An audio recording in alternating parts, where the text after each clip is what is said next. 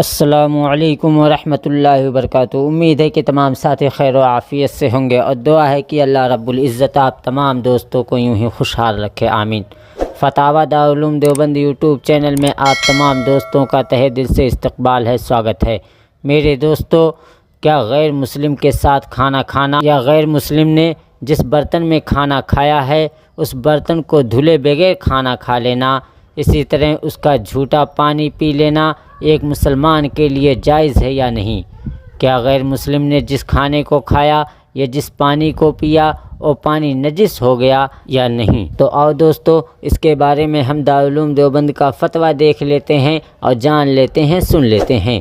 سوال: کسی غیر مسلم کے ساتھ کھانا کھانا، اس کا جھوٹا پینا کیسا ہے؟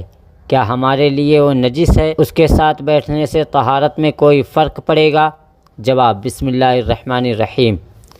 اگر غیر مسلم کے ہاتھ یا منہ میں کوئی نجاست و ناپاکی نہ ہو، جیسے شراب وغیرہ، تو اس کا جھوٹا کھانا کھانا یا پینے کی کوئی چیز پینا جائز ہے، بشرطے کہ وہ کھانے یا پینے کی چیز فی نفسی حلال و جائز ہو، حرام و ناپاک نہ ہو، کیونکہ غیر مسلم فی نفسی ناپاک نہیں ہوتا۔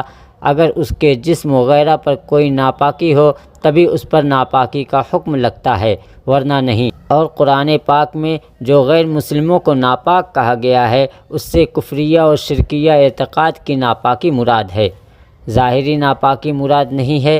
اسی لیے کسی غیر مسلم کے ساتھ بیٹھنے سے مسلمان ناپاک نہیں ہوتا، بشرطے غیر مسلم کے جسم یا کپڑے پر کوئی ناپاکی نہ ہو یا مسلمان کے جسم یا کپڑے میں اس کی کوئی ناپاکی نہ لگے۔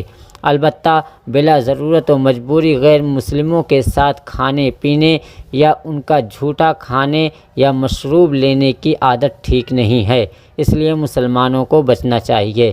واللہ اعلم۔ دعوی افتاء دارالعلوم دیوبند۔